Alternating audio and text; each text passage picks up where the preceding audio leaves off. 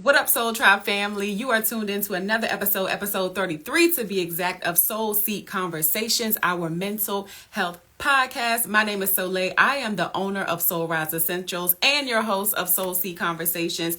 Super excited to be here, y'all. We have Lenise joining the Soul Seat today. Before she comes on, I am just going to go through a couple announcements. If you are watching the replay, hashtag replay and leave some sunshine emojis in the comments. If you're watching from IGTV, if you're watching from YouTube, let us know. Show some love in the comments. So I want to make a couple announcements, y'all. If you don't know, hey, Kiara, if you don't know, y'all, next month, July 2024, will be our 3-year anniversary.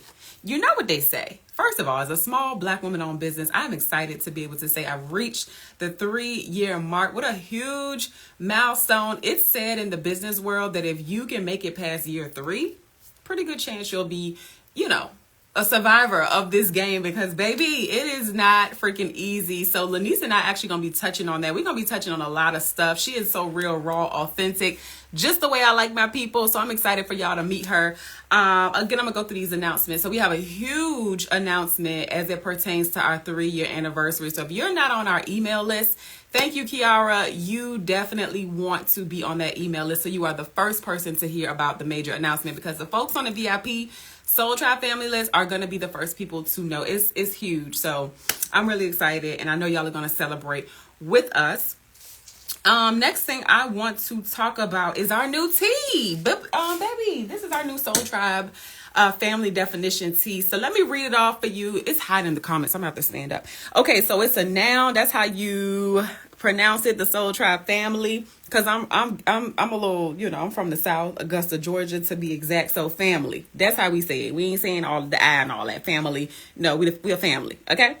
So we are a global community of resilient humans on the grow, authentic thrivers on a healing wellness journey, moving in light and love to better themselves in the world, and the brave person wearing this shirt. So today that brave person is me. It could also be you, so go cop yours. That's not all, y'all. I designed this shirt with so much intention. You can actually scan whoever you're talking to if you're on the street and they really love your t-shirt. If you got your necklace on, I'm wearing Resilient today, but people love our necklaces, especially our Soul Tribe necklace. If they love it, be like, you can scan my t-shirt and go to their website. It takes you to our link tree, which has all of our links on it. It's got our website, our podcast. It has our news features on it. It has our Soul Tribe Vibes playlist. Y'all, all the things. I love this. I designed it with so much intention. And then, of course, we have our logo on the side. We've got some dope milestones, y'all. Back in April of 2023, we were trademarked. So you see that R, boo, you see it. So this is a trademark brand that is on the t-shirt. So y'all go get your shirt, soulriseessentials.com. This beautiful merch behind me is almost reminiscent, representative of the Pan-African colors, because if you didn't know, yesterday was Juneteenth. Happy Juneteenth to all my people, all my beautiful Black people out there. So I got the R. This thing is flipped, so I'm like trying to figure out which way to go. Thank you, Kiara. I love it. It's such a beautiful feature that I thought, I was like, that'll be dope. And I had to put it in our sun. I had to do the sunshine, with the QR code. Yeah. So I got the R for the blood. I got the black for the people, baby. And then I have the green for the land, the motherland. So it's not like that rich dark green, but I still had a couple hat colors that match the Pan-African colors. So happy Juneteenth. Had to throw that out there as well. Child, where my notes at, honey? Because y'all know I be talking and get on the daggone tangent.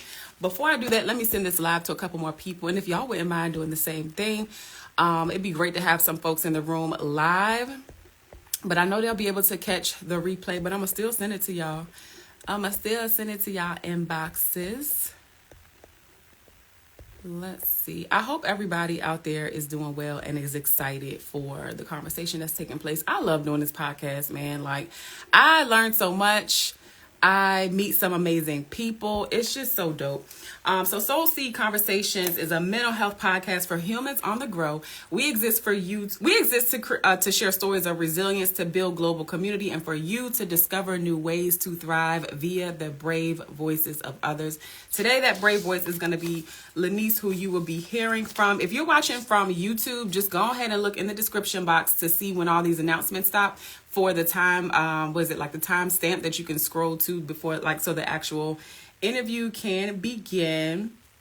If you are not familiar with Soul Rise Essentials, then we are a mental health brand for the entire family, for resilient humans on the go as well. Our merch is sized for the entire family. So you, your sister, your kids, your granddaddy, your great grandparents, everybody in your family can keep their vibes high with merchandise from Soul Rise Essentials. We've got affirmation hats, t-shirts. We have jewelry. Again, today I'm rocking my resilient necklace.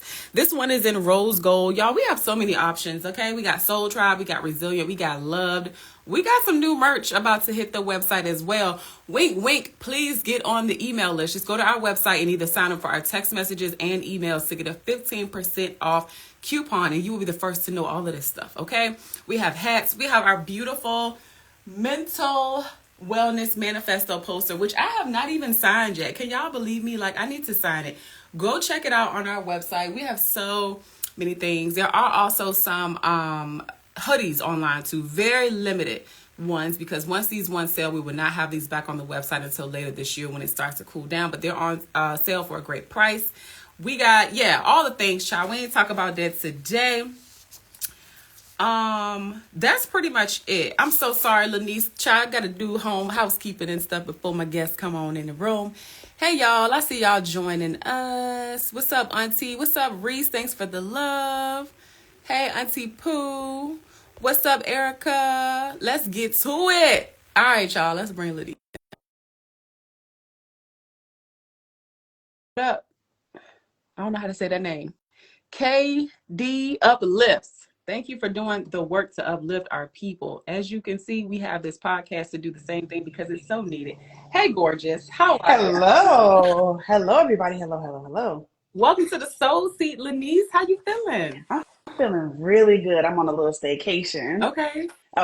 So super happy to be here. Always happy to chat with you. I love every single thing that you do. You know, my whole family, we I all love y'all. always, all of us are Soul Tribe all the time. So I'm Period. very, very I happy to be here love today. that. Thank you for supporting me, supporting the brand. Shout out to Crown Control, your sister's brand Yes, as well. I'm super excited to talk to you because every time we do see each other, even though it's like short spurts, we just, hey, chit chat, I know absolutely. that you're a very real, authentic person, and I just love that. And so bringing you what you stand for, that authenticness, your brand, your story to the podcast means a lot. So I just wanted to say thank you. Thank you. And thank you for having me. Thank you for even like entertaining the conversation. I'm always really, really happy to talk with other dope Black women in this space. And so I admire everything you do. I saw your Juneteenth Boulevard yesterday. I said, okay, this is what we doing. This is how we coming. So I appreciate everything that you do to further advance people of color. That's super dope to see. Thank you, love. So this podcast is all things mental health related, right? And so before we get into what you do exactly, like your profession, for those who haven't seen the flyer or don't know you, the first thing that I want to do is start with like just a moment, a mindful moment is what I call it. So I always tell people, because it's mental health related, sometimes some things we share could get a little deep for some folk. And so for me personally, because of all these other things that I have going on in my real life before I sit down to do this podcast, I like to just reground myself, honey, and just recenter and all that stuff. Hmm. So do you mind if we start with like a mindful moment? I would absolutely love it. Okay, so I don't know if you do this in your practice at all, but I'm sure you know about the concept of box breathing. Yep. Okay, so we're going to do a form of box breathing, and it's just going to be 4 counts. So 4 counts in, we're going to hold for 4 and then out for 4. And then we're just going to do that 4 times. All right, so Perfect. everybody in the comments, if y'all want to just take a moment, I don't know what y'all doing, if y'all at work, if y'all half working, if y'all really working, whatever. But if you want to pause and just go into this 4 count with us, let's do it. So we close our eyes and just get really relaxed. And then we'll start. I'm going to go in for 4. 1, 2, 3, 4. Hold that for 4. And then out for 4. One more time. In for 4. Hold and out. One more time and in. Hold that and out. So last one. Let's make it count and in. Hold that and out. And that's it. That always calms me down. I always tell people that box breathing is accessible to anybody that's breathing. So I love that so, so much. Shout out to the Soul Tribe family in the comments. Thank y'all for doing that with us. I see some of your friends and supporters are here. Hey, y'all. It Yes, takes a I village appreciate to, everybody for showing up. yes. My aunt says it takes a village to grow, and Ashley says she was breathing with us. Shout out to the Soul Tribe. I love y'all, man. So thank you for doing that, Lenise. I also want to say, how you feel, Reese? He said, wow. How you feel after the breathing? Let us know. Tap in. We got a black man in the comments. Let us know how you feeling today. So Lenise, before we get started, I also tell people in the comments, just a trigger warning, even though Lenise, well, first of all, before I say this, tell them what your actual profession is, because it'll make what I'm about to say make sense. Yeah. So my name is Lenise. Most people call me Niece, but I respond to Hey Girl as well. I am a licensed clinical social worker, aka I'm a therapist that became a therapist through social work, and I own and operate Rooster Results Counseling, where we do therapy for Black people. But that's basically what I do. Okay, I say just the business love name one on. more time, baby, so they know exactly what you just said. Yes. So I own and operate Roots to Results Counseling, which is a healing space for Black people, from Black people and people of color. And so basically, I created a therapy practice that services folks who look like us, from folks who look like us, right? Because it's really, really hard to say, you got to be effed up and have to explain that to someone. It's really, really easy to not have to code switch. And so we wanted a place where people can come and feel safe and feel welcome and not have to worry about code switching. And so that's why we created this space. I need to write a note down because I want to talk to you in depth about that actually. Because that was later down in the line, but I really want to talk about that. So I always give a trigger warning, right? Because even though, this is a safe space and all that stuff, people might be triggered by some things shared on here. So I always tell people, if something said is like triggering for you coming up, bringing some things, pause or cut it off. That's it. Also, I typically say we're not professionals, but technically Lenise is a professional. She got those letters behind her name, but she's here more so in a role as a human. Like, I share humans, their stories, their lived experiences. And so anything said by her or myself that you may feel like it's taking advice or from a clinician, that's not the standpoint that we're coming from. So I normally say we are simply humans sharing our lived experiences. No medical or professional advice is given, although professionals may appear on our show. How you feel about that? I love it. Okay, perfect. All right, I see my twin sister in the comments. Hey, Hey, Taj. Tosh. So Azure says, my best therapist look like me, and I love that. Let's get into Yes, that. love that for you. How in the world are you able to build your business around pretty much a FUBU mindset, for us, by Yep, us? How are that's you able exactly to the do mindset. that? How are you able to do that in this time when people be like, oh, that's racist or this could be discriminatory? Because now that I'm in business, I know about all these employment laws, how you can ask things without asking things. So how are you doing that? So we're not exclusionary at all, but the people, it's really just alignment.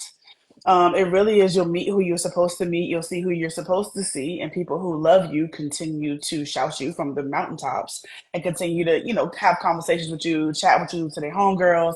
Their homegirls come to you and they look like you too. So we don't necessarily specifically see folks of color, like we don't discriminate or like non-hire against folks of color. We don't discriminate non-hire against clients of color, but about 98% of my clients are clients And of color. And so it it's sounds just like, yeah. places, this is the place where people were supposed to be, so they showed up here. I love that. And I love that you say you're not exclusionary. I think I used that word the right way. Yeah, But I like that. It's a for us, by us mindset. You can't, by law, yep, discriminate, right?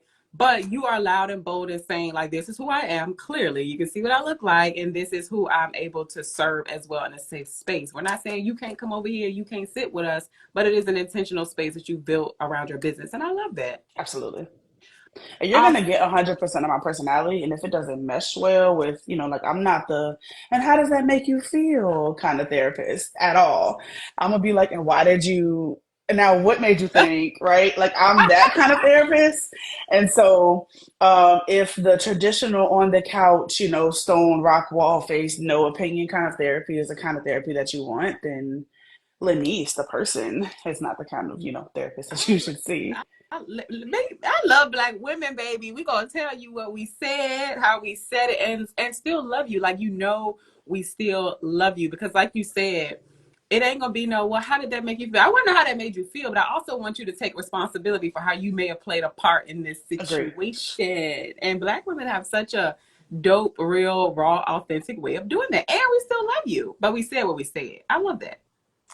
I love The that. way that I like to explain myself to folks during our first session is I'm the auntie at the cookout that's gonna slide you $20, and I'm gonna love on you, but I'm also gonna like tell you that it's not appropriate to do what you're doing, and you might want to go have a seat, right? So like all the things, I'm gonna love you every time we see each other. It's all love, and at the very same time, I'm gonna say, "Now, baby, come on Now, now," baby, come on now. right? That's Where me you all day from long. originally? So I'm one of those New York, Virginia explants, right? So I'm one of those folks who like claims New York, but I grew up in Virginia, so I might as well just say I'm from here. Um, Grew up in Richmond, been here the majority of my life, with the exception of school. And I came back to Virginia, didn't think I was gonna stay here, and it's been a really fun ride to serve my community Yeah, I these love last Richmond, man. few I'm wild like you. years. Although I moved here when I was 8, I said it earlier. I still say I'm from Augusta, Georgia. It's delusional as hell, but but that's where my roots are at. That's literally where every family member that I have is at, with the exception of like, what was it, 4 of us with our kids? It's like 6 of us now. I don't know. But yeah, I still feel like a little Georgia peep. So I wholeheartedly get that. But I have so much reverence and respect for Richmond, because I've watched Richmond. I'm sure you have as well. We got here in 2000s. I've been here for 24 years.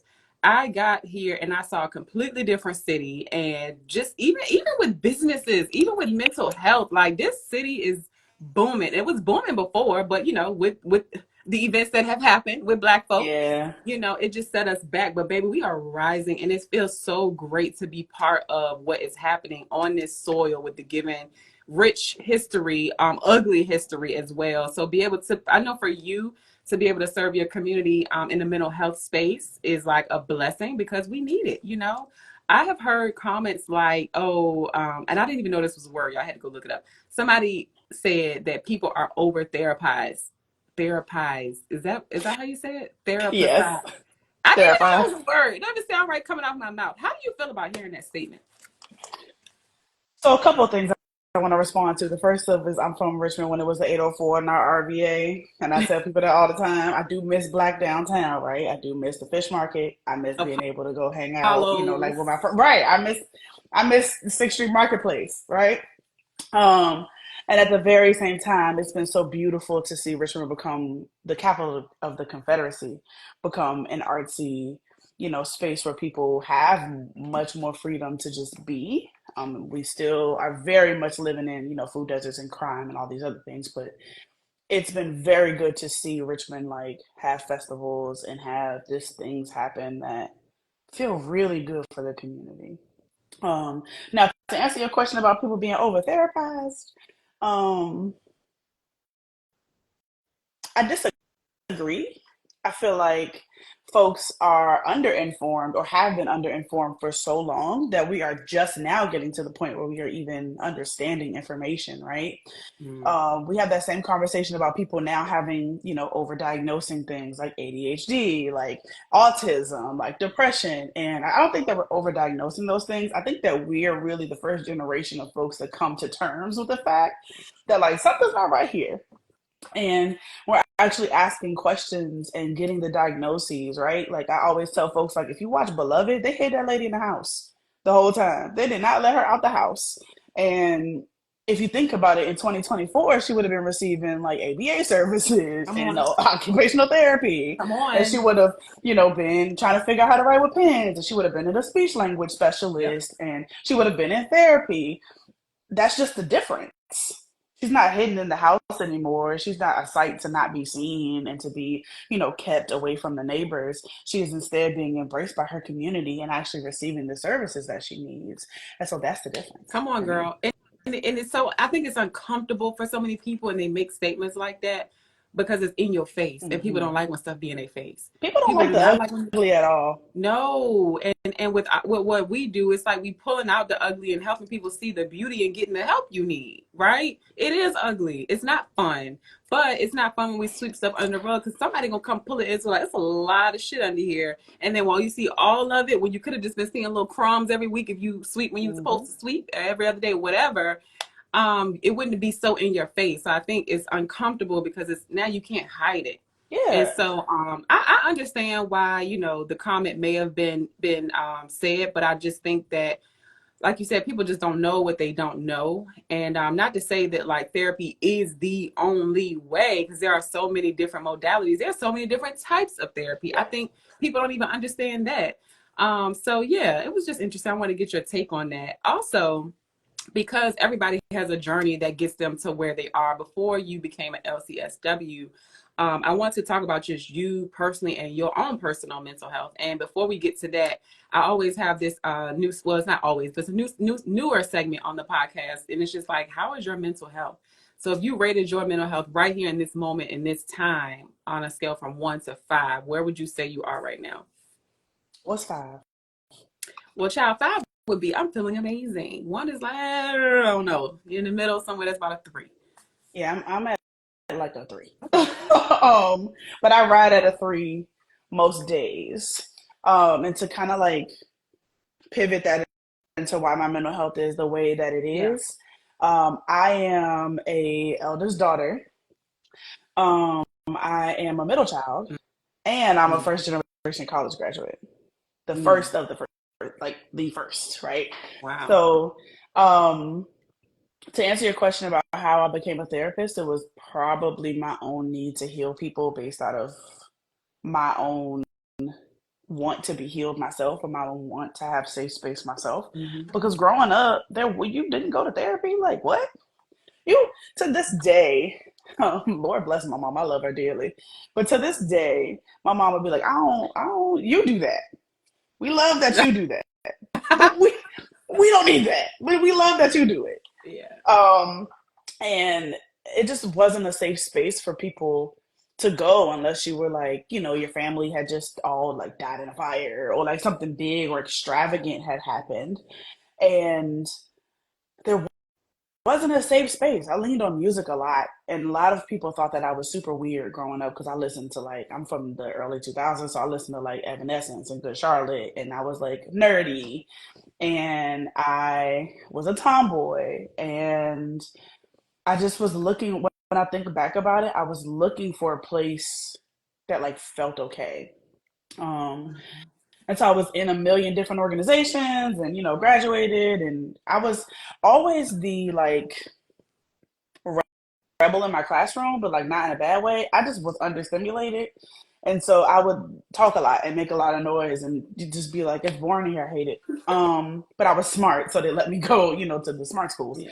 And then I went on to go to college and, barely graduated from college because once again, not my kind of steez at Where did you all, go? not my thing. Where did you go to school? So I went to, I got my undergraduate degree with Tosh. I went to James Madison Oh, University. are you in school with my sister? I I did not was.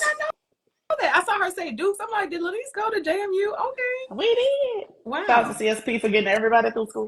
And then I left. Once I graduated from JMU, I went to the University of South Carolina, lived there for a year to get my master's degree in social work, and then did not think I was going to be a therapist either time. Sorry. Mm-hmm. Did not think I was going to be a therapist either time, and instead thought that I was going to live internationally and be a rich auntie, which is still my dream. Come on, I thought possible, baby. I thought I was gonna be a rich auntie. I thought I was gonna come back to, the birthdays and Christmases and drop off real nice masks and real nice things from Africa or Asia or wherever I'm living at now, and do social work that way, right? Came back to Virginia, was gonna go to AmeriCorps.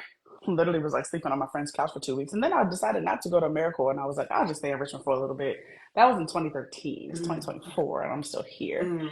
And so all that to say, I really got into therapy because I needed somebody who looked like me to just, know what I was experiencing and know what I was going through, and just sit down with me and have the tough conversations and be like, it's all right to be the awkward Black girl. It's all right to not have the boyfriends in high school and in college like everybody else did. It's all right to like not really know your identity, not really understand it. It's all right to have family members who you don't know how to deal with, your relationships with them. That's all okay. Yeah. And I did not. And so I'm still fumbling through this therapist thing, but it really is where it is all the time. I love that. Thank you for sharing that. I learned some things. So Katie Uplifts has a question. She said, uplifts you. She says, what do you think of people overusing psych mental health terms like toxic and narcissistic, etc.? Um, I think anything in excess is a bad thing, right? Too much of anything is a bad thing, down to water, right? And so we don't, a lot of folks don't understand the like specificity in diagnoses, Mm-hmm. specifically things like narcissistic personality disorder. It's a very specific disorder. Now, can a person be toxic for you? Mm-hmm. Yes. Does that make them a toxic person? No. More often than not, people are just unhealed. And so they are being reactionary, I think is the word I want to use. Like people, we're always all the time trying to get our needs met, right? And so people are always trying to get their needs met, and because of that, it may be harmful to you, Mm-hmm. even down to actual narcissists. The goal here is that they felt abused and abandoned, and so they spend the rest of their life trying to like find somebody who makes them, filled up and feel well. Um, I think that we use that term loosely, but it's a very specific disorder. Toxicity, however, is more, I think we should pivot that wording to just like unhealed. Because more than not, people are just spewing their need to be needed, wanted, cared for, and loved onto I you. love I mean, I don't want to say you simplified it because it's not simple, but it kind of is a little bit. But I like how you just put it in simple terms, just because we bring out different things in people. I've had partners and friends and family members bring out sides of me. I'm like, I don't like who I am when I'm with you. That's old me. I don't do that no more, right? On the flip side of that, I have some people who I light up. I'm like sunshine when I see them. They just make me feel good. They get me, they understand me, they know that when I'm trying to get my needs met, I'm just trying to get my needs met. Even if it doesn't work for them, they know how to communicate with me in a way like that's not working. So yeah, I understand what you're trying to do. I understand what you're trying to say, but that's not working. So I like how you put that, because just because it didn't work out with me, I'm gonna use a relationship as an example. Somebody else, now that's a whole nother conversation. Whole nother conversation. Be mad, like how you like her, but okay, that's fine. That's fine. They're good for you. Okay, Mm-hmm. it's a possibility they could just be dumb, deaf, and blind, but But that's they get. okay because people are mirrors, right? Yeah. And some people are a mirror to the things that you absolutely love about yourself, and some people are mirrors to the things you don't love. But just because they're a mirror for you about things that you don't like about yourself doesn't mean that when they meet someone else that they're not the mirror of things that they actually do like about themselves. Mm, But everyone wow. who you meet is a mirror, Yeah. right? So when you find yourself shrinking and changing, it's like a fun house, right? When you find yourself being distorted or wonky, that person is not the best mirror for you. That doesn't mean that when they meet the person, beside them, that they're not a good mirror for them. They're just Mm-hmm. not a good mirror for you. I think I'm in a therapy session in my head right now, so I wanted you to be like, some people are just bad people. Now, that's true, right? Yeah. Some people are not good people, but those people are not good mirrors for everybody who they meet. And then they, take on the position that it's me. It's like everyone else is absolutely terrible. I am the good one, right? That Mm-hmm. person probably has some unhealed Some traumas, but we work can't, to do. right? We can't specifically diagnose that person, at all. Pretty boy Reese, he says, I love this. Thank you for tapping in with us. Katie Uplift says, great distinction. Taj says, I like that perspective. Katie also says, to your point, I think when people use toxic, they're experiencing people with a different or lack of boundaries. That's a concept. That is a possibility. They It could is. also be, when people are experiencing toxic, they could also just be experiencing what someone is, once again, trying to get their needs met. So if somebody is being like, if somebody's like checking your location every 2 seconds, wanting to know where you are, what you're doing, that person may be hyper vigilant in some things, right? They may be like, no, I need to know because I'm anxious about it, or it's coming off as control, but it still is my need to be like wanted, loved, desired, connected. It's just coming off as controlling. But because I haven't healed that part of me, it is not a good thing because I Yeah. haven't healed it. That's good. I love the story that you shared about like what your life looked like. You were very authentic about what you shared when you were in grade school and college and grad school, because I think people see the term therapist and they see these different letters and designations behind your name, and they think, oh, this person ain't got no problem. They got it all figured out. They think y'all don't have things that you've gone through. But what I know for sure. My twin graduated in social work as well. And I know the house we lived in, and I know what made her probably want to go to school. So I love being able to share these stories, whether people come on our therapists or not. They're just, you're a normal person too, but you know what I mean? Not a therapist. I love being able to share your origin stories because there's almost always a reason why you went into that line of work, because it takes a special person to listen to other people's problems and be engaged and help them solve these things and process. I can't do it. So I love y'all because I think it's such a gift. And so, without telling other people's business, I know why my sister went into that field, even though she's not active in that field right now. And I'm grateful for it because whether it's them trying to solve their own problems or, trying to solve the problems of other people and their family or whatever, or all of that tied into one. Thank you for being transparent about that, because the way I think some of us see therapists is like not humane, so I love humanizing y'all coming on to share your stories. People see us as these like all-knowing beings who like have never experienced any trauma, right? And sometimes in my sessions, I'm like, girl, my ex-boyfriend just did that last year. Like, what are you saying, right? Like, let me tell you what's about to happen next. And the only reason I know is because it just happened to me. Like, and it's important, I think, especially when you're working with Black women in particular, it's important to say what you are experiencing, there's nothing new under the sun.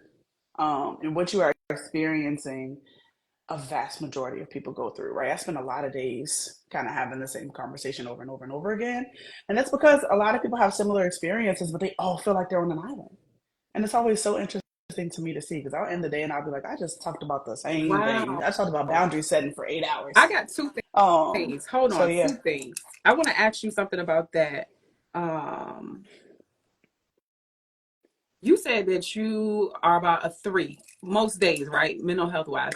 I like how you were real and put that into perspective. I feel like 3 is not a bad place to be. I'm not here to say whether it's good or bad, but in my personal opinion, I love hearing that because it's realistic. There are so many variables that we cannot control outside of us every single day. And the space and season that I'm in right now is learning I love saying this because it's like a thing that everybody's saying right now. But my nervous system, I'm regulating it. Like, I am in that era. Your girl is learning to regulate herself. And like you said, with people being mirrors, I have a son that looks just like me, and it's fucking scary. We were supposed to be born on the same day. I said, Lord, let the boy have his own day. My twin and I were born on my grandmother's birthday. So that would have been like quadruple birthdays on one. I said, let the boy have his own day. But we still the same sign. I see a lot of my stuff in him. So I do feel like I was working on reparenting, prior to having him. When I was pregnant, I was in therapy like constant, because I'm like, Lord, this baby about to come. I gotta get myself together. Not trying to be perfect, but just really trying to put some things at the forefront before I had this baby. And so he is a mirror. And this boy, some of his habits and just being a kid triggers the shit out of me. And so I'm really understanding that when he's not regulated, I'm not regulated. And so in order to get him down, I got to learn to calm it on down. So like, I know all these different mindfulness things that I'm supposed to be doing. Do I do them all the time? No. So I would say, well, I don't have time to do that. And I thought about it. I said, Soliel, you got this many hours while he's in school, blah, blah, blah. Yeah, you got all these things to do, but you can't set aside 10 minutes to breathe or meditate. Like, come on, sis. Because I know if somebody would have said that to me, I'd be like, sis, you ain't got 10 minutes. You know what I mean? So I'm in that space. I wanted to share that. I forgot what it was that you said that made me wanted to share that. But I also wanted to share, we were talking about mirrors. I want to go back to the island comment you made. The fact that you're spending your time as a therapist and you feel like at the end of some of those days where you feel like you're having the same conversations, right? I know that's like, has to be a little repetitive or whatever. But why do you think so many people feel like they're on an island when you know for a fact that they're all experiencing a lot of the same things? Well, 2 things. One, I want to talk about Marty. Not too much to say. No, I know Jan said it in the comments. And hey, Shana girl. And yes, actually, I want to shout out Shana too, because she can also help you regulate your nervous system. She does sound therapy. Shout out to Sacred Vibes Yoga. I love her. Absolutely incredible. She does sound therapy. So there's a such thing called, like, and I hate when corporations use this, But there's a such thing called like forward investment, right? Which is like if I take care of myself now, I'll feel better later, right?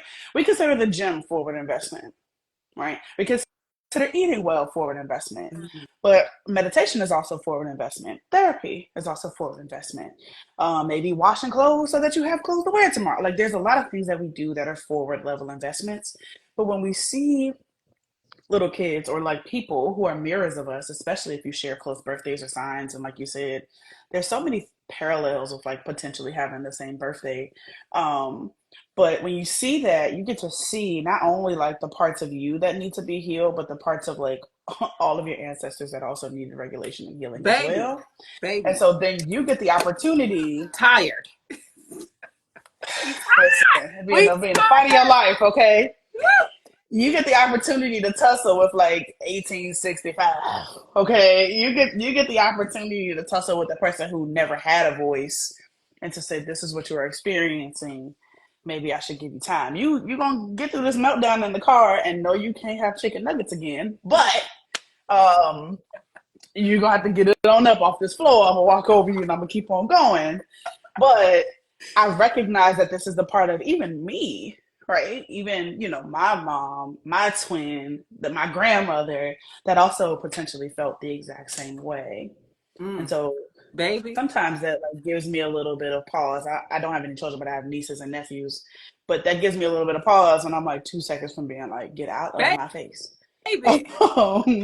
I recognize that like, okay, there was a part of me that just like wanted to hang out with my aunt too. Right. Um, and It's so crazy. yeah, Like Jazz said in the comments, truth is I'm tired. she auntie of the Like year. auntie of the year. This work, this being on this journey not being on this journey is easy. That's why people don't choose it. But baby, when you pick up the torch, what did anybody even lay it down? I don't even know. We picked it up. Right. It's hard. And I'm so forthcoming about certain struggles. I don't share everything, but I do share some things with intent because I know that other people are feeling the same way. And that goes into our question about like people feeling like they're on an island. We are not on the island, y'all. We put ourselves on the island when we're silent about what we're experiencing. Yeah. So sometimes, and I know that we live in the social media day and age, and so I can't quite blame social media for it because our parents experience it and our grandparents. But life kind of tells you that, right? Like I put up a post earlier that someone else had put up on their Instagram that was like, so you want me to create content, do this, put an ebook up about the ebook, have a business, be good to my kids, take my kids on vacation, make money, not complain, be good to my husband, go to the gym. Like you want me to do all of these things, do them well, do them joyfully, and still be able to like function, right? The answer is you can't do it all, but because things are, especially in this day and age, because things are right in our face, like come along with me for a day of like full cleaning, and you're like watching it laying in the bed and can't even get out of the bed to do Knowing the you need to clean cleaning. your own damn house. Listen, can't even get out the bed to like wipe your screen off to continue to watch the video.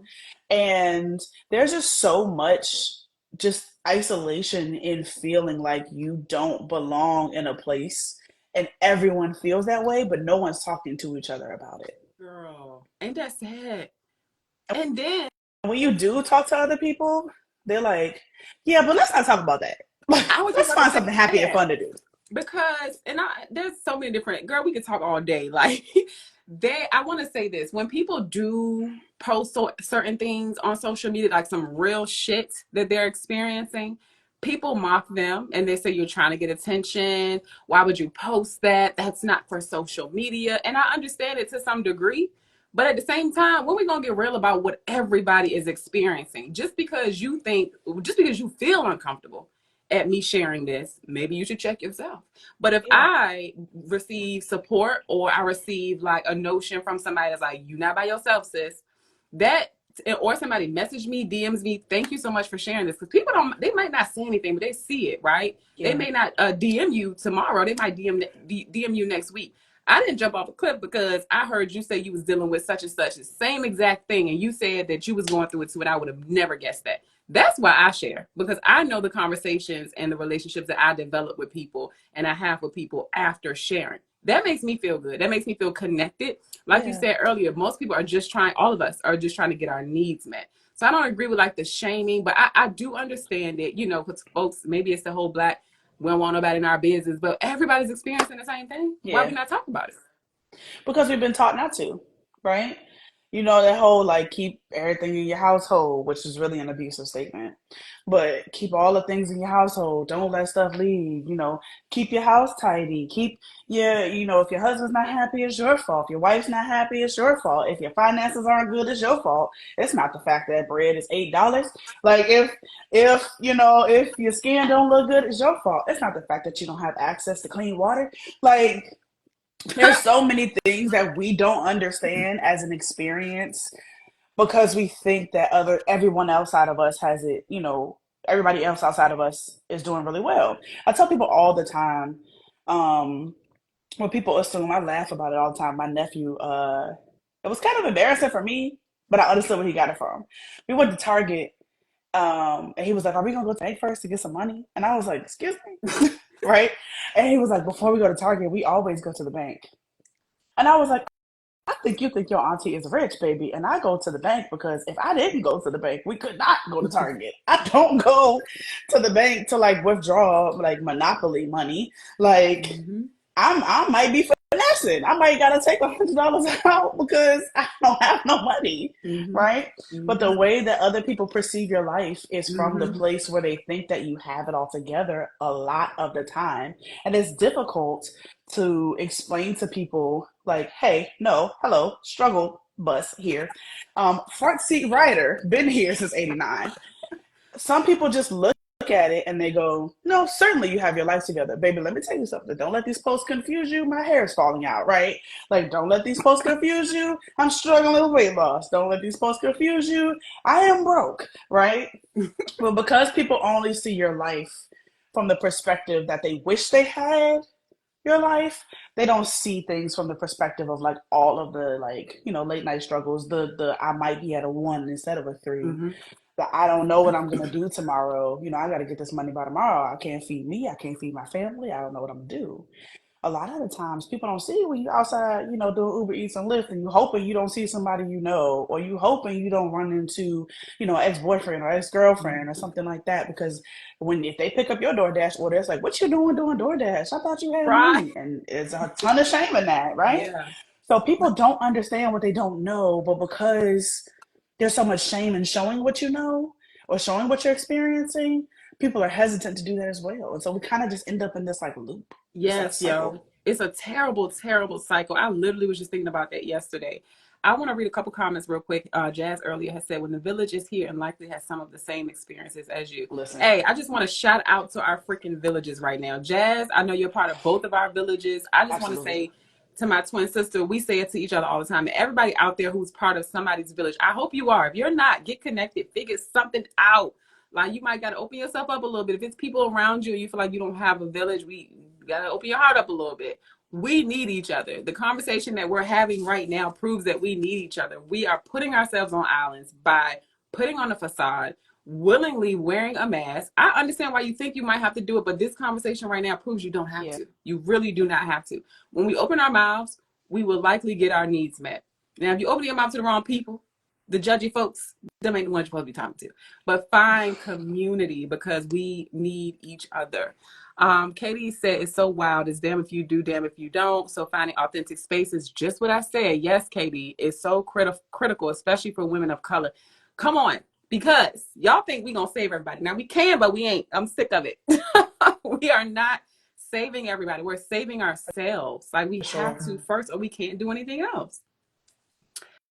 GapTube Diva. Hey girl, shout out to you. She's y'all. If y'all don't follow GapTube Diva, please follow Aisha. She is amazing. She was on our podcast about 2-3 episodes ago, sharing her story about living with schizophrenia. And now she's been open about going through a separation. So send her some love and just support. She's very open about her condition and just amazing woman. She does so many things. So y'all go She check her absolutely out. does. She said it's difficult to experience something and still want to share. You have to be extremely vulnerable. Yes, being real and authentic means admitting the flaws and imperfections. Absolutely. It's not easy.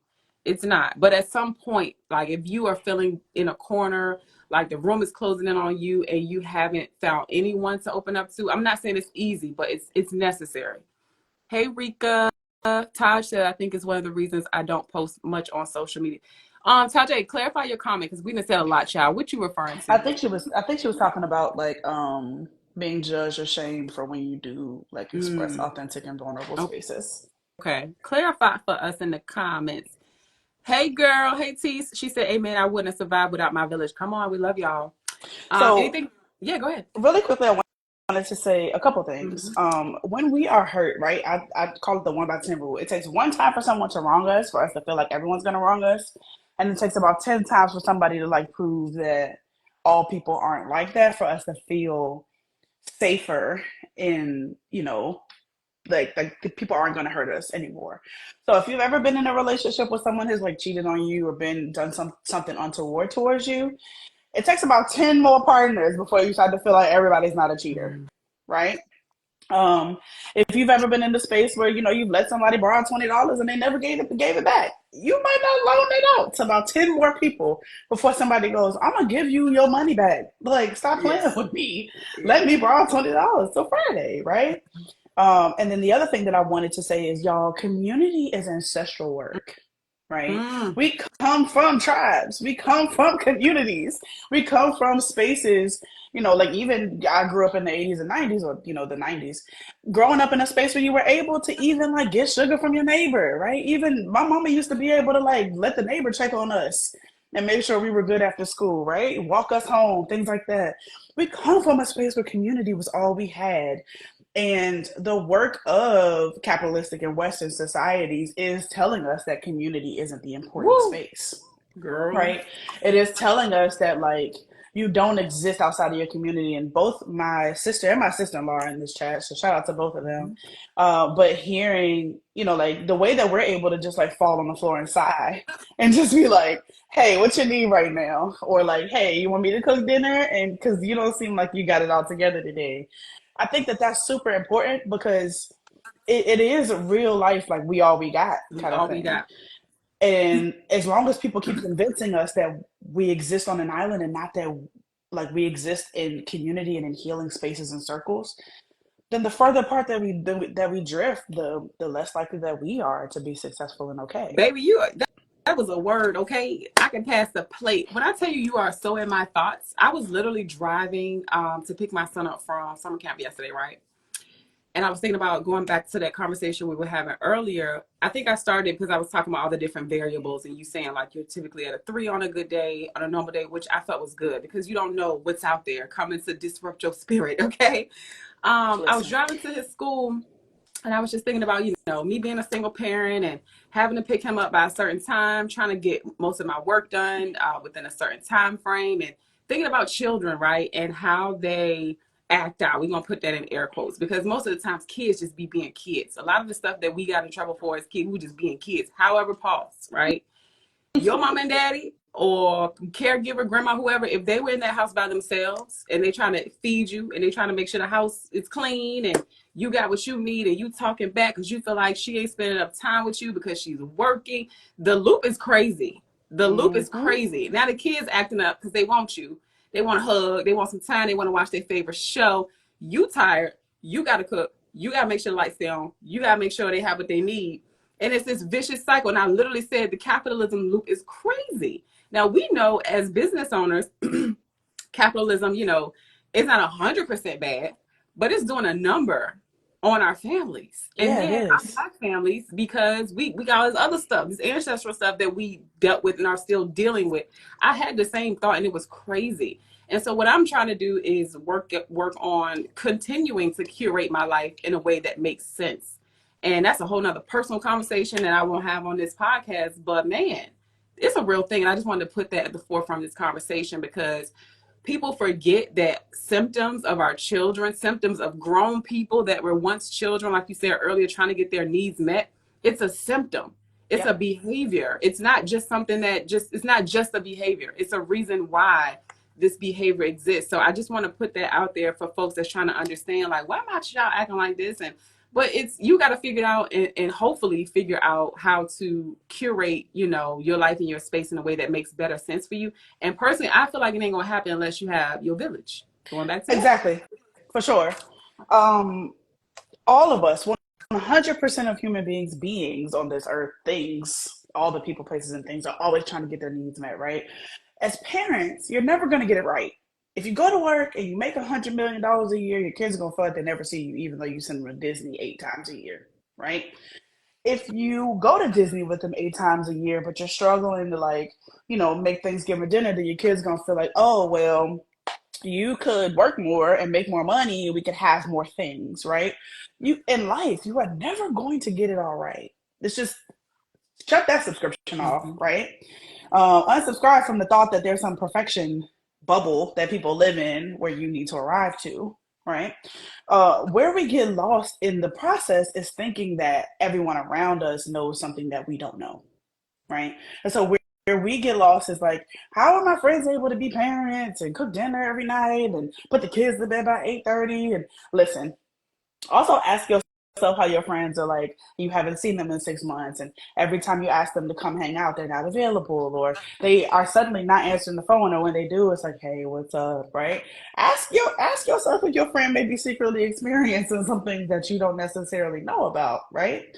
Ask what the sacrifice is, because there's always one. Instead of looking at it like they seem to have it all together, ask yourself, like, what are they sacrificing? What can I perceive that they're sacrificing in order to do this, right? For instance, people think entrepreneurship is the easy way out, and that drives me absolutely insane because I quit a 9 to 5 to work 24/7, Girl. right? And so people think that, like, because I'm an entrepreneur and I have the freedom to go to the doctor at 11 o'clock without having to, like, take PTO, that my life is easier. Baby, I didn't see a client at 11 o'clock, so I lost $100. Or, I also haven't seen but 8 clients this week instead of the 20 I normally see. And so I have to account for that. Or I have to work super late for the next 6 months in order to be able to take that 2 week vacation. Or, like, there's always these trade offs that happen, and people don't see it because they only see what they perceive to be correct about the way that you're living. Girl. And that's Girl. just not the truth. It's just not it, right? When we think about our communities and our tribes and the way that we have to heal, part of that is being authentic and vulnerable. And you don't have to spill all your guts. You could just be like, I'm going through some things right now. Do you want to go get tacos? Right? My family, our favorite place to go when we having a bad time is Plaza Azteca. I love So for us, it's like, let's y'all all right? Or is it a Plaza day? Right? It's a Plaza day. Everybody get in the car. Come on. They got half off margaritas, right? But knowing that about the people around you is saying, I don't even have to tell you what went wrong today. I just need tacos and I need margaritas. And that's it. Mm-hmm. That's it. And your people, your That's tribe. it. That's all I need. And I will feel better about it. That's okay. Yeah. Shout out to Stro. I see you in the comments. People who mock, my aunt said, Joe, she says, people who mock others and always being negative are the ones who are seeking attention in the worst way. They run from truth and forgiveness by pushing their hurt off on others. That's a word, auntie. Katie says, oh, what they went through or got lost to get to that point, or lost to get to that point. She was talking about the sacrifice. Yeah, shout out to the Plaza. That's one of my favorites. I Listen. love that. Ooh, this is a great conversation. I have some notes from our pre-interview that I want to just run through real quick. One of them Yeah, we actually got through already, and you was just essentially saying it's okay to fall flat on your face, baby. absolutely. You was, right? There are about 10 or 15 different things I thought I would be by now. Rich is one of them. Rich, married, children, probably 100 pounds lighter, right? There's so many things I thought I would be. Mm-hmm. But falling on my face in so many areas has been about, like, seeing myself naked, right? Seeing myself, like, stripped away of all of my expectations. The reason I'm in a staycation in Richmond still. Like, I didn't drive far. I just drove away from my house, right? And was like, told my family, like, hey, I need a couple of days. And I'm sitting in a hotel, journaling, trying to figure things out, still working, sitting with all the obligations that I have because I'm in a transition and just figuring some things out. But it's okay to say, hey, this feels like the bottom for me and I need to figure out what it is, instead of trying to push through and just ignore the fact that you feel like absolute crap. Sometimes it's okay to, like, say, hey, I need a minute or a day or two or five. And I need to readjust myself. And even if that is when my kids go to school, then I, call out of work and my family doesn't know. Even if that is, I go to Plaza with my friends, even if that is I go to the gun range or I go down the street to, go grab my favorite cuisine, whatever that is, know that like I tell everyone tears water gardens, right? And so knowing that it's okay to strip the land of everything that's in front of you and re-water, fertilize, re-soil your garden is important. Baby, you can pull the And that's dead plants okay. up, honey. You That's can pull okay, baby. Till the Yes. soil, strip it up, look at yourself, see what's up underneath, see what's needed to change, and then make some new commitments with yourself with the evidence that you have. I do want to say, going back to your aunt's comment about people who mock others and are always being negative are the ones seeking attention. Um, yes, and sometimes people have been so hurt that they don't know any other way, right? We talk a lot in 2024 about men with mommy wounds and women with mommy and daddy wounds. And a lot of the times that like men should, women should, the one where everybody has a podcast mic and everybody's picking stuff up, a lot of that is about people who have been hurt so pervasively by the people who swore to love them. And so now they spend the rest of their lives not being able to understand how someone could be how you are. And that's hard, right? So for people, they're like, no way everybody is good to you. No way people love you. No way, your friends are just taking you out of town. No way your friends are paying for dinner. Yes way, right? Because I don't have the belief that people are terrible. That is your belief. And you got to hold on to that belief until you don't want to hold on to it no more. But as for me, I'm going to Plaza with my friends. See you later. And I like how you put that until you don't want to hold on to it no more. Put it down. Put it down. That's what the whole pack light notion is. If it's not yours to carry, if it's too heavy, you can just open your hand and let it go. Open your heart and let it go. Let it have room for more good things to come in. That's so real. Put it down. You got to first believe that when you put it down, that you'll be safe without it, right? That it's something that you've come to understand, even if it's not safe, even if you know that it's hurting you, right? It's like something could literally physically be hurting you, but because you're used to it, you're like, well, if I put it down, is it gonna hurt worse? Who will I be? Who will I be if I put what it is down? this? Who is this? Yeah. And so some people struggle to put things down because they don't know what they'll look like outside of it. I made a post about 2 weeks ago, and I was just talking about how the growing pains, Lord, they be hurting me because I be biting my tongue. Blood be coming from my lip.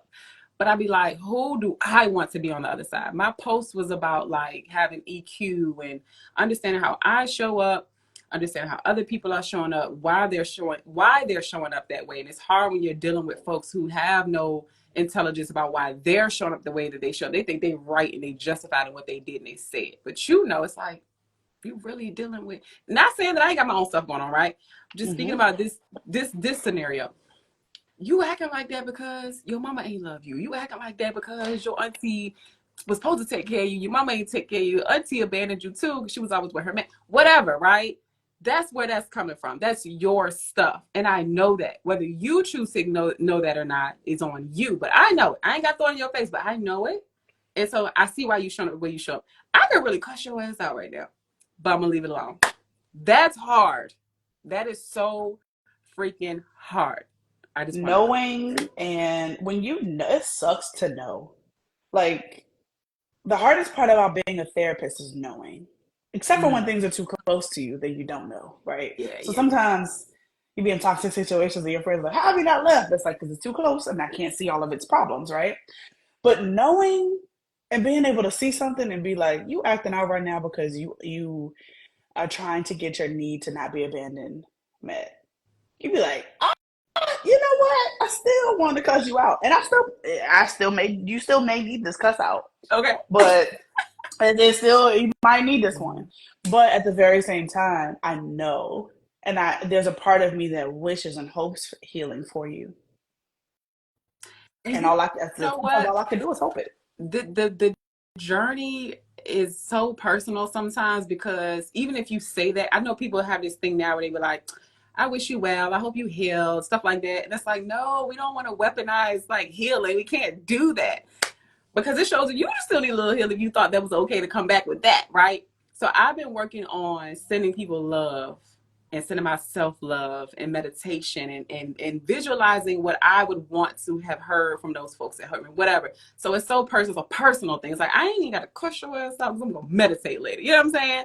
So it's real work that we have to do in like navigating these people and these conversations. It's not easy. So when I say like, put it down, like, no, it's not easy, right? Once it's too heavy for you, once you're like, I can't go no more like this, I want to change my life. I personally, Soliel speaking, am tired of letting other people dictate how I feel.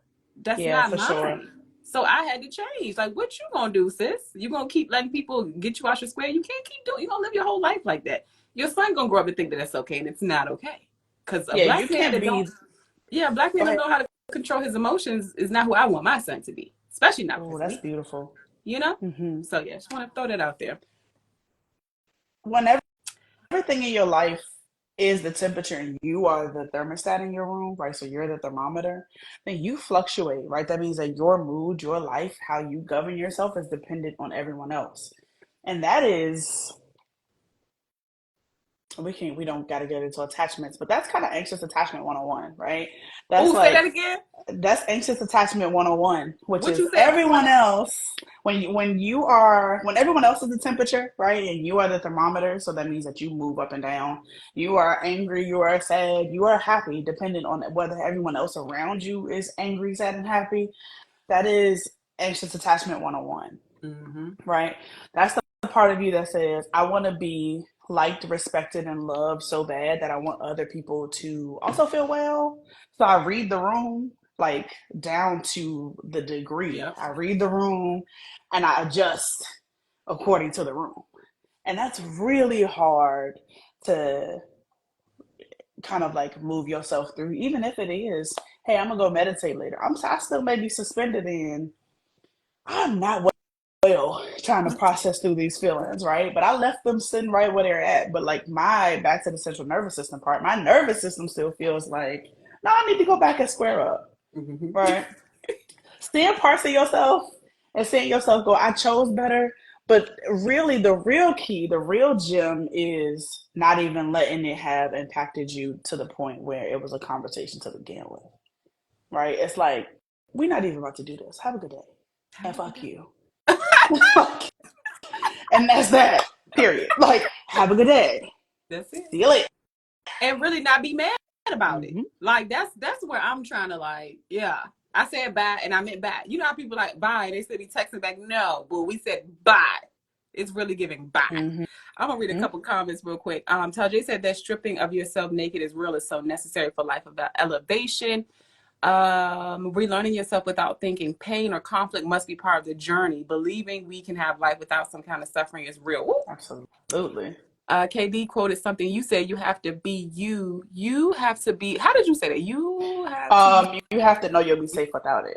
You have to know you'll be safe. You have to, yeah, you have to know you'll be safe without it. That's good, girls. Let me read through these other quotes I got down here. Oh, this is good. You said, we don't have to know everything to do anything. Girl, you say that, girl. Mm-hmm. So one of the things that I think I struggle with, there's a whole like list beside me of like needing to know, right? And I have this conversation in my own therapy sessions where I'm Come like, on, but I just don't know, therapist with a right? therapist. Love that. You I'm must sorry. ask your therapist if they have a therapist. It's not a wrong question to ask because we should. For our own, none of us are absolved of having life experiences, but bigger than that, sometimes we need to process some of the stuff y'all go through. We don't explain it. Sometimes we just like, man, had a heavy week. It's been a lot, right? Holding space for people is a lot. But sometimes I'm in my own therapy sessions like, I don't know. I don't understand. I don't, right? Like I'm a 8-year-old child trying to figure out why my friends didn't pick me for baseball. And my therapist is like, that's okay. You don't have to have all the evidence to make the decision. No one does, right? You do not ever have to have all of the evidence. Now, should you have substantial enough evidence? Yes. Right? There's a difference because there's some people who jump the gun, tweak for no reason, are always like, oh, because I thought you was about to, right? That's not enough evidence. You have to have enough evidence, but you don't have to have all of the evidence. Like, you don't have to know I heard you say earlier that you would have made it to year three soon. You're on your 3-year anniversary, and I'm so excited for that. I started Rooster Results technically in 2018, and I went full time in 2020. And I had left my job full time, where I was making $70,000 a year, to go to private practice. And then 2 days after I put in my notice, my landlord said that they weren't renewing my lease because they were selling the house. This is in 2020, right? This is 2% interest rates. Mm. Um, and so then I moved out of my house the day after I left my job, right? Mm. To move in with a friend to start a private practice. I had no idea how I was going to eat, sleep, walk, talk. I had no idea how I was going to do it, but I knew I had enough information. Like Mm. I knew I believed in myself enough, and I knew that I had enough information to know that even if this don't work, number one, I can go work somewhere else. I could drive Lyft. I could do Grubhub. I could do Ship. I could do all of these things. But even if this doesn't work, I have enough confidence in myself to know that like I can make the decision and that I'm gonna be all right. That's good. Because it's always worked out. Whether it's worked out to be the most beautiful thing or the most terrible thing, it's always in the end worked out. I have no evidence to support otherwise. Come on. Oh, that's so good. Congratulations to you Thank because you you. have employees now, baby. You are I full do. time now, baby. I love that for you. I want to also shout out Jabria, who was in these comments, who's Crafted Canna Coach. Mhm. I talked to her yesterday, actually. She used this in our conversation yesterday. She said, I don't know, but I will. And I think that that's also always beautiful to say, like, hey, I don't know, but I will, right? Now, I have, in 2024, I have 6 going on 7 employees. Girl. Actually, I'm sorry, 7 going on 8 employees. And I never ever thought I would be in the position where I had any employees. I didn't think that people believed in me enough to want to come work for me. Yeah. And it has been a ride that has uprooted every single part of me that wants to be Mm-hmm. perfect. But it's been beautiful to see, people leave comments like, this therapist has really helped me, that works for your, place. So like I love coming to a place where I feel supported by people who look like me. I love that y'all are so real. I love the content y'all release. I love whatever. It's been so good to see that like this was a needed space for the community, because when I was looking for a therapist, I was like, no offense, but I don't want to see, and shout out to Becca for being in these comments. She's beautiful. Love her. Love you dearly, Becca. But I don't want to see a white woman, right? It's not what I wanted to do. I wanted to see somebody who I could talk to, who I didn't have to say, being a black woman is hard. That's just what And it and and, is. and they have any doubt about it. I Right. said what I said. Right. I wanted to be able to sit beside somebody who was like, girl, listen, because look, right? And I could be like, you're absolutely right. Look, And then you don't have to exchange very many and words. all You she said, understand? right? All she said was because look, and we know what that Right. means. Mm-hmm. The colloquialisms, the moans, the groans, the grunts, like we know it's a whole conversation. It's You language, right? know how I And, felt when I sat down by the sound I made. right. Sometimes I start sessions and I'm like, how are you? And my client's like, I'm good. And I'm like, you lying. Like, that don't sound, that's, I you're lying. heard the inflection and the Right. good. That ain't how you normally say it. No. Right. What's tea? What's What's mom? tea? They're like, actually, now that I think about it, you thought about it before. You just did not tell me the truth. So that's I love being in this space where I get to like see people who I don't have to explain myself, which is beautiful for me. And I don't have to like sit up straight and like worry about my appearance and how I show up like I, had to do when I did not see mostly people of color. And they don't either. You're gonna see me in a t-shirt, you're gonna see me tired, my glasses might switch like Ray J's hats. We're gonna talk about what happened on TV. Like I talked to one of my clients this morning, and for the first 20 minutes, we talked about the Kendrick Lamar concert last Yeah. night. Like you should be able to have a space that feels like you're both getting what you need, and it is a communal space for Yeah. you to deposit, your actual spaces and needs into. I see a comment. It made me think about what you is tying into what you just said. So she says, Passport Dream says, I really wondered if therapists have therapists. And I'm so glad that you brought that up. So, number one, now she knows. Yeah. And two, we know now that it's okay to ask your therapist, your potential therapist, do you have a therapist? That's okay to ask. It's okay to ask questions to that therapist in that first appointment or the phone call. Like, you can ask questions. It's okay. So I love that you gave an invitation to that and let us know that it's okay. Baby, I saw my therapist. I didn't see her. She saw me, right? And in my next session, she said it to me. She said, where you was at last weekend? I said, at the beach with my boo. She was like, no, the other weekend. I said, oh, I went to what's that show? Oh my gosh, with the podcast people that be talking about relationships. What is it called? Oh, Tonight's Conversation. Yes, baby. The fact that she was even there was like, she was. I saw you. You had a green dress on. I said that's hilarious because most people wouldn't have said anything. Like, I'm surprised. No, I will. I will run into my clients clean and be like, it gave me so much insight into her personal life. I was like, if you were there, you my kind of girl. I went to this is the reason why I don't go out in Richmond, right? Like bars and clubs. I went to a club. I think I put this on my TikTok a long time ago. I went to a club a couple years ago and ran into like 7 clients. I was like, Lord Jesus! I got on a short little skirt. I got on a crop top. I with my friends. We ordered shots at the bar. And you just like, hey girl, and I'm like, hello. Like, how are you? Please don't talk about the fact that I am, there's 2 shots of tequila behind me. We'll talk about that tomorrow. And dress scantily clad. And dress crazy. But that's the biggest reason why I, don't go like out. But I go to events and shows. I ran into a couple of my clients when we went and saw Tabitha Brown. I run into people at like Fridays at Sunset. All the events. Like, we just look at each other like we had a time last night. Like, it just is what it was. It was what it was. Like, hey girl, how you doing? Right. I saw you there too.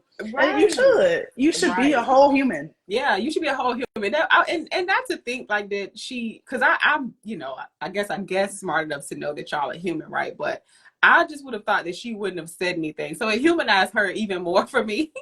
But I'm pretty sure, I think she has revealed that she has a therapist as well. Like you said, sometimes you bouncing things off of something about a client, not revealing their identity, of course, but you might run into a stump with somebody. I was watching this show. I forgot the name of it, but it's like a relationship counselor and these couples come on or whatever. It's called Couples Therapy. Yeah, that's a good show. That's a good show. Hard show to watch, but yes.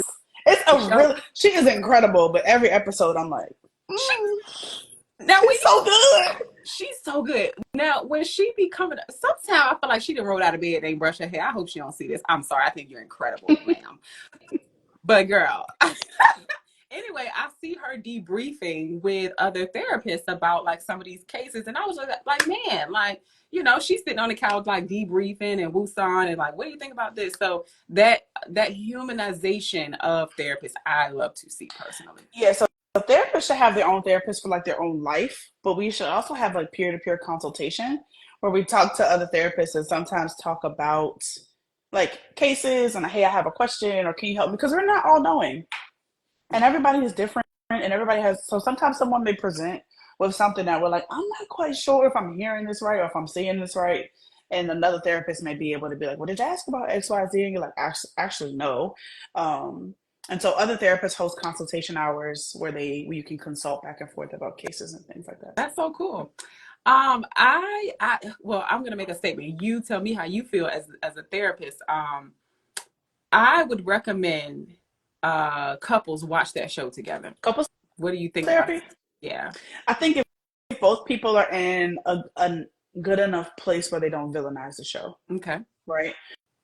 Because it's easy, first of all, it's easy watching any show to be like, see, you don't treat me like X, Y, Z, or see, this is how you always felt. And if people are not healed enough, then they'll use it like, see, you are complaining. Right. This is what that therapist said. And it's the same conversation that people have when they attend in-person couples therapy, where they leave the session and they argue for a week, which is hard.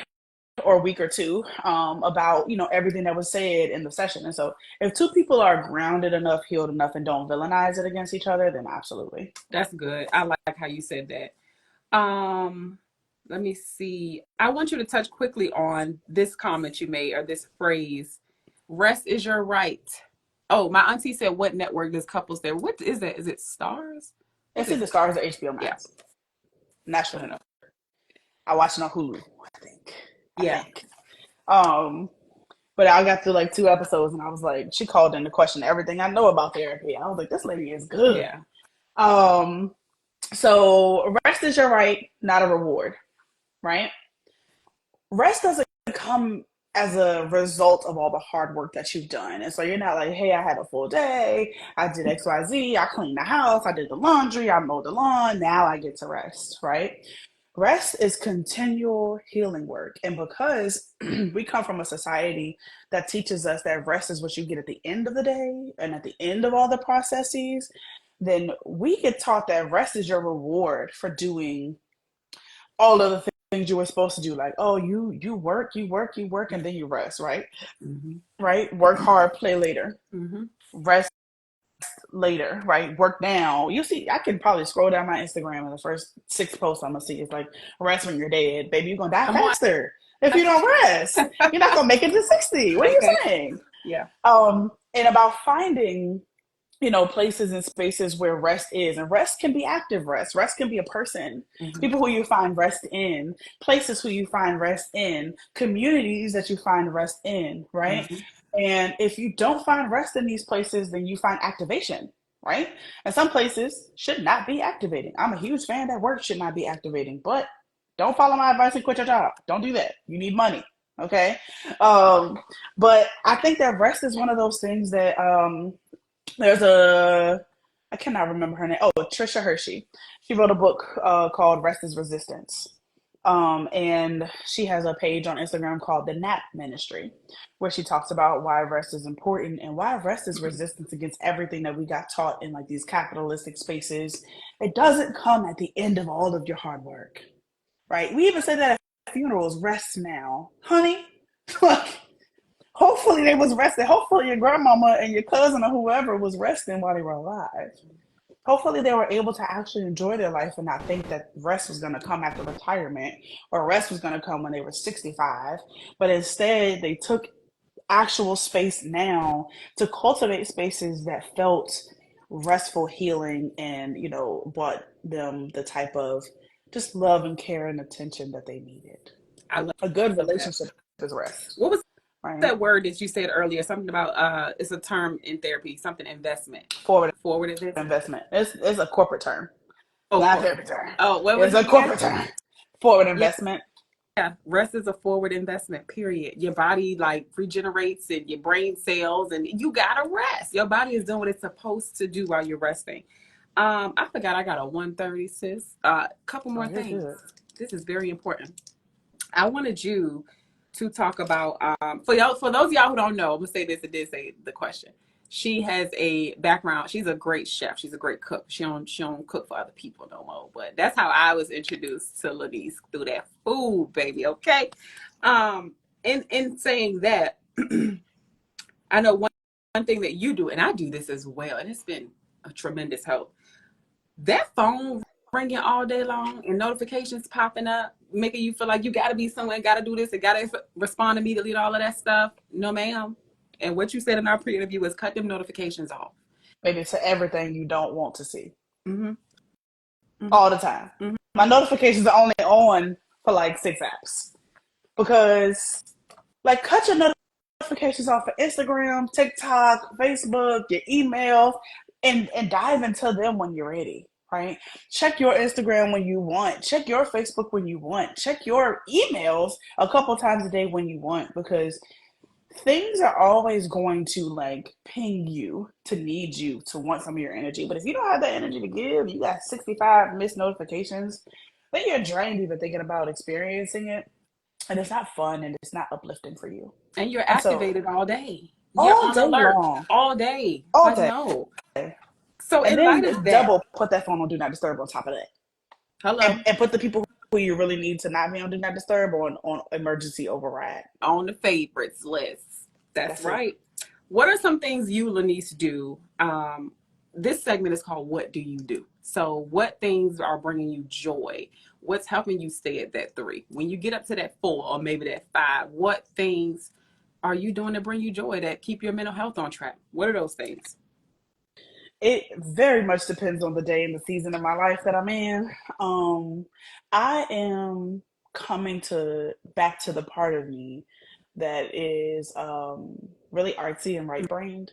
Mm-hmm. And so I like to do things that are artsy, right? On my stories, I've been posting that I've been putting together Legos. It's just a thing I like to do now. Mm-hmm. Or I will go to a pottery class or go to a swim class or find something that I like to do that I feel like brings me calm, even if that is for the next 2 months and then I'm off of it. Or today I decided I'm really into, I really want to formulate a lip gloss or I really want to do XYZ.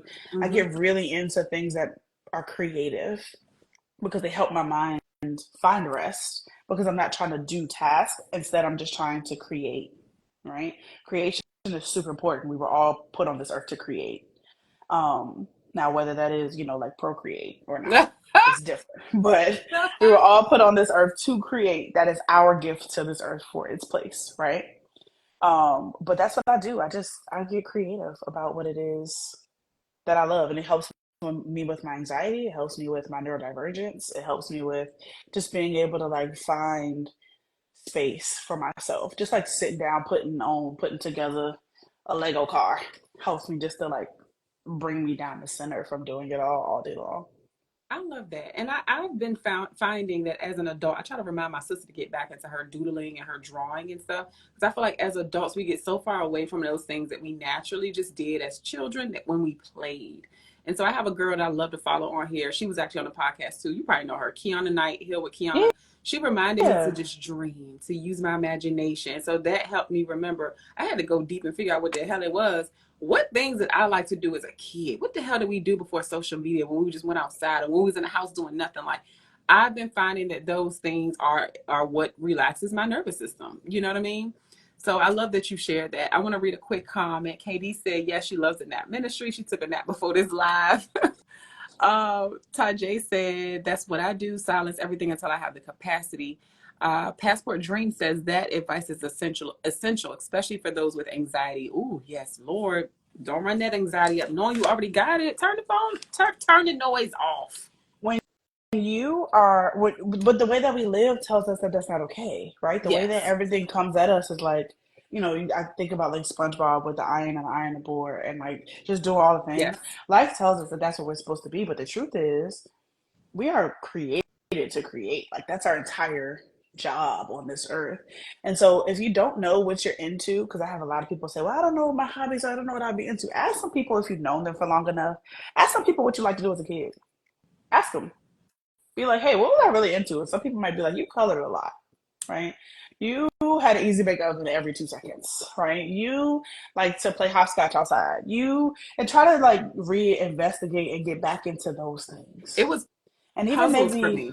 oh, I love Yes. puzzles. Don't give me And started. guess who likes to do puzzles? My Somebody. son. And that's how I realized I used to love this as a kid. So we did a 1,000-piece puzzle. It took us like a month because I was busy in and out the house, but it was just so fun, like doing that with him. And so that's our thing now. I buy puzzles. I can spend time with him. We're getting to know each other. We're having fun. We're figuring things out. I get to like activate my brain and like relax a little bit. So it's perfect. We love Love puzzles. that. Well, thank you, Lenise. This has been absolutely wonderful. Is there anything that you want to say or touch on before we end the podcast? No, I absolutely just want to continue to say thank you, Soliel, for everything that you do for this community and for having me on this podcast today. You are the curator, the masterful mind behind creating an entire community and soul tribe. And so thank you for hearing the call that community is important and continuing to shepherd that. That's super Oh, don't important. make me cry, girl. Thank you. That was so nice. I enjoyed this. I would love to be able to do this again. I've never done a part one, part two with anybody, but I would love to continue conversation with you in some capacity. I have a huge announcement that I'm going to be announcing soon. I'll text you offline and let you know what it is, though, because I want to find a way, if there's a way for us to collaborate with that. Okay. I won't be asking too much of you, I promise. But thank you for this, and thank you for those kind words. Thank you. I appreciate everything that you do Yes, ma'am. and everything that everyone else here does. Thank y'all for attending.